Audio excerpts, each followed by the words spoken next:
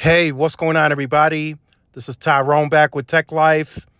And here I have a great article for you guys from Mike over at Light Reading. I'll leave a link to it in the description so you guys can check it out. So, the Morgan Stanley conference, the presentation for AT&T's Jeff McElfresh, they wasted no time. The first opening question, of course, was about the outage. That no matter where AT&T would have presented, any other conference today, the question would have been about the outage to open up the presentation. So, what caused the outage? Jeff really didn't give us anything additionally what we didn't already know publicly, so that didn't change. He said it was some software that was ran during the maintenance window, which usually they do hundreds of those during maintenance windows, and that one just failed and backfired. The network went out. So we already knew that publicly because that's what they released in a statement. And he said most of the network was back up and operational by the time his customers woke up, but there was still a large chunk of it down during those morning hours. So it affected first responders. It affected everyone, business, small business, big business, consumer. So he did clarify that.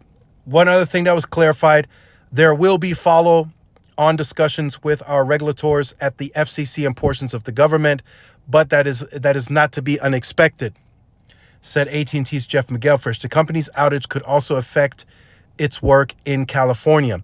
So he did say some other government agencies might be involved in this investigation.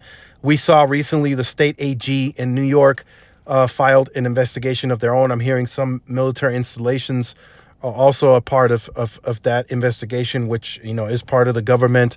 This is just a big deal. That is something that AT&T had to have known when they first signed up for this FirstNet contract, that if there ever was such an outage, that the spotlight would be on them. And that's exactly what happened. You just can't be down.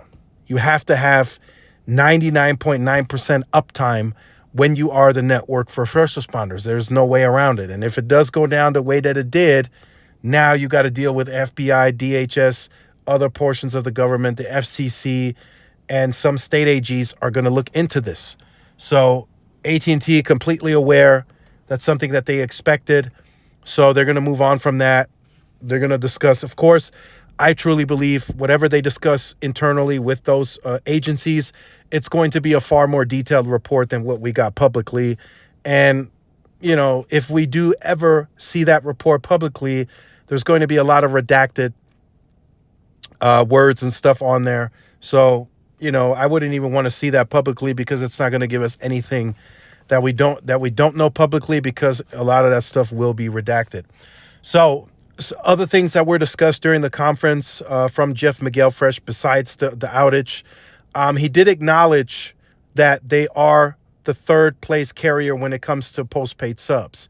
He made that very clear at this conference, and he says he likes that because there's upside. There's upside to that. There's more growth for them to gain. The mid-sized markets in the enterprise space, there's lots of upside for the company. So they got to get after it. Even though they've been growing solidly for the past few quarters, they are still the third place carrier, right? Number one, Verizon. 2 is T-Mobile now with Sprint. And then in third place is AT&T. He made that very clear at this conference.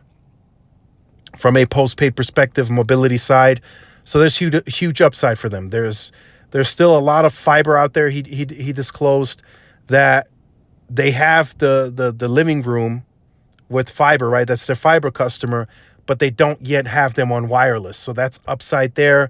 And then there's plenty of other upside against the competition, right? T-Mobile, Verizon. And then, there's still upside to grow on the FirstNet side as well with these first responder agencies. And he also discussed that. Something interesting that he also disclosed is the, I think it's called GigaPower, if I remember that correctly. He didn't disclose any numbers today, but it sounds like it's penetrating and they're growing it well. He said they would disclose later in the year what that looks like. And that's the gigapower. Those are the areas that AT&T is now expanding into. That's not part of their already existing footprint. So this is completely new markets, new territory that they're now competing and fighting in to try and gain share and penetrate. So that'll be interesting to see how that'll affect their numbers by the end of the year. Hopefully they release a solid reporting. But I think right now, AT&T is this well-oiled machine. They're sticking to their plan. They're sticking to their business strategy, and they're executing that. They're not pivoting.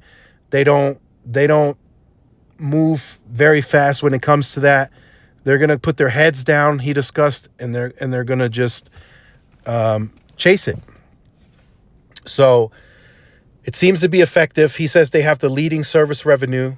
They have, even though they've pulled the price lever a few times by increasing pricing, they still have the lowest churn in the industry. So it all seems to be in their favor.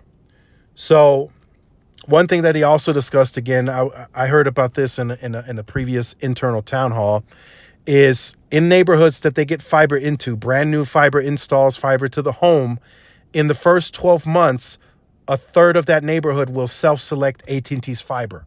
So they don't really have to try hard in terms of the sales channels and the B2B. The neighborhood self-selects.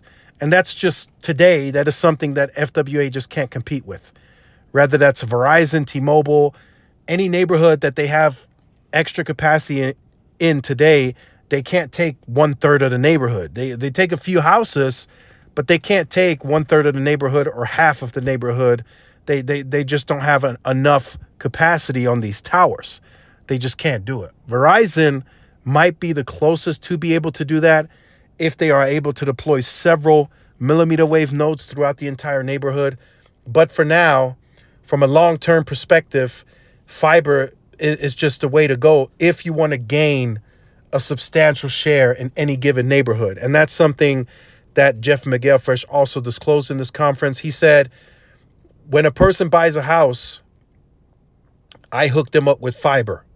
If that person ever sells the house or leaves, the next person that moves in, I can sign them up with fiber too.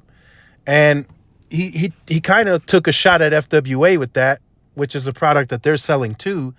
But he is right. Today, you could put in an address on the FWA site for T-Mobile or Verizon and it's approved.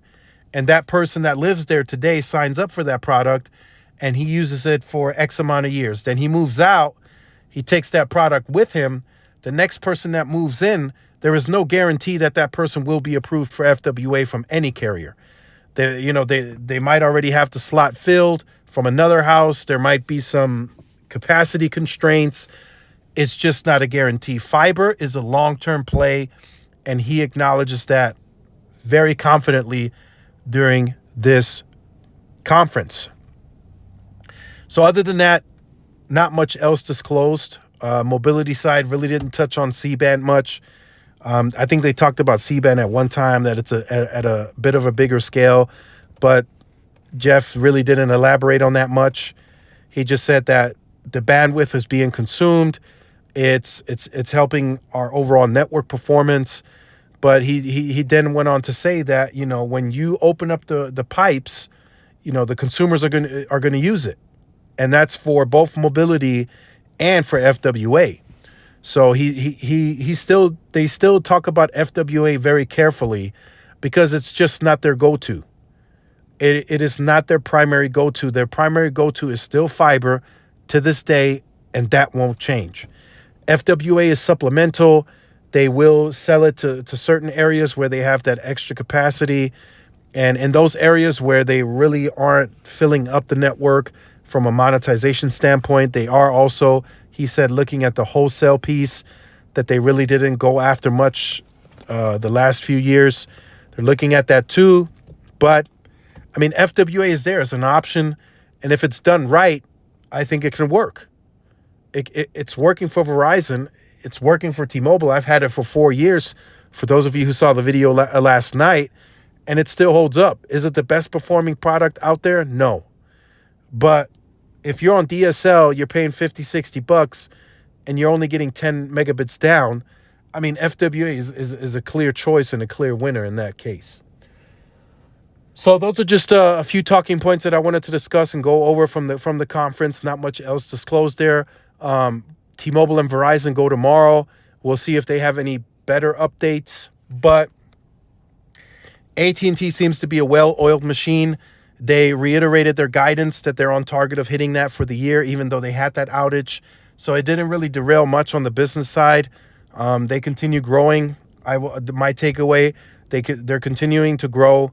They continue to add fiber, and their numbers are going to look solid when it comes to Q1. So make sure you guys stay tuned, like, share, subscribe. If you're new, follow my social media outlets. This is Tyrone with Tech Life. See y'all in the next one. Peace.